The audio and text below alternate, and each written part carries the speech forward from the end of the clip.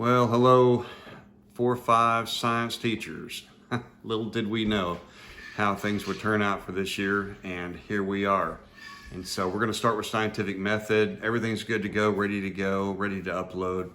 And I just wanted to run through a few things with you that will make, hopefully, everything go very smoothly and easy for the students you teach. From the way they take notes to the way they'll take their tests. And like I said, hopefully everything goes smoothly. I would recommend that you take maybe a few minutes on the first day of science, perhaps some of your math time in the morning, just to sort of run through a few things with them, what they can expect. Because all of this is going to appear in the Google Classroom, except of course for the test. Everything's self-explanatory. There's videos, looks like everything they need to do the next 2 weeks in science. And what I need from all of you science teachers, and I'm calling you science teachers because you are on record as being their science teacher, but we're going to manage it all for you, and hopefully that'll take a big load off of everybody. I need your input, anything that you see that we can do better, that I can change, because I'm going to go ahead and start working on the next 2 weeks after this 2 weeks. So I'm going to start right away. And if you see anything that I need to change or an idea you have, let me know, and I'll be glad to put it in there, okay? So I'm gonna step back from the camera. I'm not gonna do like Screencast-O-Matic. I'm just gonna turn the camera, go straight to screen, just show you a couple things, all right? So we'll check out the screen and let you see what's there. But again, it's all gonna appear automatically. You won't have to do a thing, all right? Here we go. Everything is going to start right here. I will be posting this to all of your science classrooms. This document right here, there's one here specifically for 4th grade, and it's just a day-by-day self-guided assignment sheet. It's just like a lesson plan. So everything starts on the 8th of September, Tuesday, and it tells them what to do. Try to highlight different things in different colors. And as you just move through here, it takes them all the way through the end of the week and into the next week. And so that by the end of 2 weeks, they have a review day. Actually, they have 2 review days. They have a quizzes game that they play, then they have a review day. And I didn't want to have them do their test on Monday, so have them review on Monday and then take their test on Tuesday. And it will that test will appear in all of your classrooms. One set for 4th grade, one for 5th grade science. On that day, it will time in and time out at a time that we can all agree on. My guess would be afternoon. I don't know exactly how that'll play out just yet, but it's ready to go. So there is a document like this for 4th grade, and of course there's one for 5th grade. It's pretty much the same. The slides are offset just a little bit. Scientific method for 5th is a little bit more in depth than it is for 4th. 4th is sort of a get their feet wet in it. 5th is a little bit more involved. Some more terms there for them. Anyway, so this will be in this will not be an assignment. This will be information that we'll post to their site, and we'll have them hopefully check this every day for activities that they do. Of course, there will be some kids that want to work ahead, and that's fine. That's their choice. I put on here, plan for 30 minutes of science every day, Monday through Friday. And this is obviously starting on Tuesday. I just don't want to give them the idea that they're working on the weekends. But honestly, they could probably get this work done in about 10 to 15 minutes. 30 minutes is really max. That's for the kids who really want to apply themselves. Then, this will be assigned to their classrooms.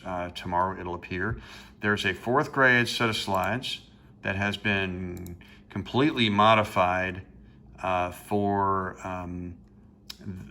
this to be self-guided. There are highlighting notes up here in yellow to tell them what to do with the slides, and as they go through, there's slide numbers on them. The slide numbers correlate with the assignment sheet. I inserted some fun videos for them to watch, quizzes, and everything is pretty much self-guiding. And there, at the very beginning, I'll jump ahead to the 5th grade slideshow. Let me jump back here. Here's the fifth grade slideshow. It's been modified as well. So you see how there's like on slide 2, there's a training video. They're instructed to watch this day 1. This is what they're going to do on the first day in science, which is Tuesday. I've created a training video for them that they can watch, and it'll show them how they're going to take notes, old-fashioned way, pencil and paper in their spiral notebook.